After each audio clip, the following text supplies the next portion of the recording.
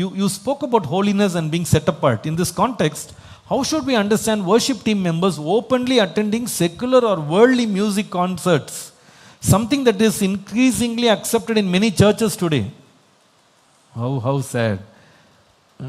Secular கான்சர்ட்ஸில் போயிட்டு worship team வந்து உட்காந்துருக்காங்க. இது வந்து அக்செப்டடா? I don't think we have to accept. அதை நம்ம நிச்சயமாக அக்செப்ட் பண்ணவே முடியாது.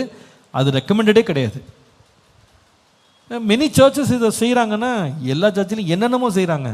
அதெல்லாம் நம்ம செய்ய முடியாது. இப்போ சர்ச்சஸில் சில சர்ச்சஸில் சினிமா பாட்டே வர்ஷிப்பில் பாடுறாங்க. என்ன சொல்கிறீங்க? ஒரு சர்ச்சில் ஒரு பாஸ்ட் அனௌன்ஸ் பண்ணுறாரு, இன்றைக்கி ஈவினிங் நமக்கு ஃபேமிலி கேதரிங் இருக்குது, அதில் லேட்டஸ்ட்டாக ஒரு நடிகர் பேரை சொல்லி, தமிழ் நடிகர், அவருடைய படம் ரிலீஸ் ஆகிருக்கு, அதை வந்து நம்ம இன்றைக்கி ஸ்க்ரீன் பண்ண போகிறோம், ஃபேமிலியாக வந்துருங்க, வந்து நீங்கள் வந்து பாட்லக் டின்னர் வேறு இருக்குது, நீங்கள்லாம் கையில் வரும்போது என்னடா சமைச்சு எடுத்துன்னு வந்துருங்க. அப்படியே டிவி மூவி பார்த்துக்கிட்டே படம் பார்த்துக்கிட்டே நம்ம என்ன பண்ணலாம், லவ் ஃபீஸ் வச்சுக்கலாம். எங்கள் சர்ச்சுக்குள்ளேயே ஸ்க்ரீனை போட்டு என்ன பண்ணுறாங்க, படம் பார்த்து எல்லாம் என்ஜாய் பண்ணுறாங்களாம். அந்த படம் முடிஞ்ச உடனே அந்த படத்தில் இருக்கிற நல்ல கருத்துக்களை பாஸ்டர் வந்து பேசுவாராம். என்னென்னமோ நடக்குது. நம்ம இது எல்லாத்தையும் வந்து எவ்வளோ பேட் எக்ஸாம்பிள்ஸ் உலகத்தில் இருக்குது.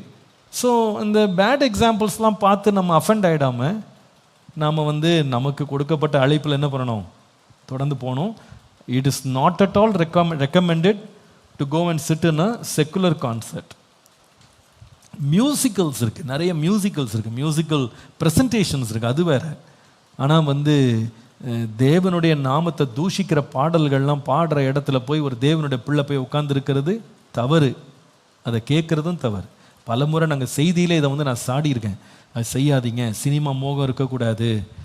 ரெண்டாவது வந்து இந்த மாதிரி மியூசிக் கூட நம்ம எந்த ஒரு கட்டுப்பாடு இல்லாமல் மியூசிக்கை வந்து எதை வேணாலும் கேட்கலான்றது வந்து தவறு அப்படின்னு நான் பலமுறை சொல்லியிருக்கேன். சில பேர் இதனால் என் மேலே கோபமும் பட்டிருக்காங்க. நீங்கள் எப்படி இதெல்லாம் நீங்கள் சொல்லலாம், சினிமா மோகம் தப்புன்னு எப்படி சொல்லலாம் அப்படின்லாம். என் சபைக்கு எச்சரிக்க வேண்டியது என் கடமை, நான் சொல்லி தான் ஆகணும். நீங்கள் ஏற்றுக்கொள்ளுங்க, ஏற்றுக்கொள்ளாட்டி போங்க. வெளியெல்லாம் பயங்கர இதை கிரிட்டிசைஸ் பண்ணி எப்படி இதை சொல்லலாம், நீங்கள் இந்த ஆளுடைய சைடில் நீங்கள் நிற்கிறீங்க, அந்த ஆளுக்கு எதிராக இருக்கிறீங்க, நீங்கள் இவங்க கூட்டத்தை, இதெல்லாம் வந்து சொல்கிறாங்க. I don't really care. ஒரு ஷெப்பர்டாக வந்து ஒரு காரியம் தவறுன்னு நான் பார்க்குறேன்னா அந்த தவறை சுட்டி காட்ட வேண்டியது என்னுடைய பொறுப்பு. என் ஜனங்களுக்கு நான் உத்தரவாதி, அவ்வளோதான். என் பிள்ளைங்க எங்களை தேடி வர்றாங்க, அவங்களுக்கு போதிக்க வேண்டிய ஒரு போதகனாக நான் எது என்னுடைய ஆவியில், என்னுடைய அறிவின்படி, அனுபவத்தின்படி, என் வேத ஞானத்தின்படி எனக்கு எது தவறுன்னு தெரியுதோ அந்த தவறை நான் தவறுன்னு சொல்கிறேன். இதுக்கு பின்பற்றி போகாதீங்க, இந்த மனிதர்களை பின்பற்றி போகாதீங்க, இந்த வழியை பின்பற்றி போகாதீங்க நான் சொல்கிறேன். பவுல் கடைசியில் முடித்தார், வாக்குவாதம் பண்ணுறது எங்களுக்கும் சபைகளுக்கும் என்ன இல்லை, வழக்கம் இல்லைன்ட்டார்.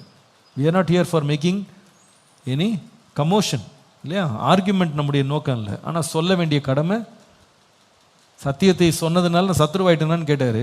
சில தடவை அப்படி ஆக தான் வேண்டியிருக்கு, வேறு வழி இல்லை. So if you ask me, it's a strict no. I don't recommend. இதை பற்றி நம்ம பரிசுத்தத்தை பற்றி பேசணும், ஹோலினஸ் அண்ட் வர்ஷிப் பேசும்போது இதை பற்றி நான் டீல் பண்ணியிருக்கேன். நீங்கள் அதை போய் தயவுசெய்து பாருங்கள். ஆல்ரைட்.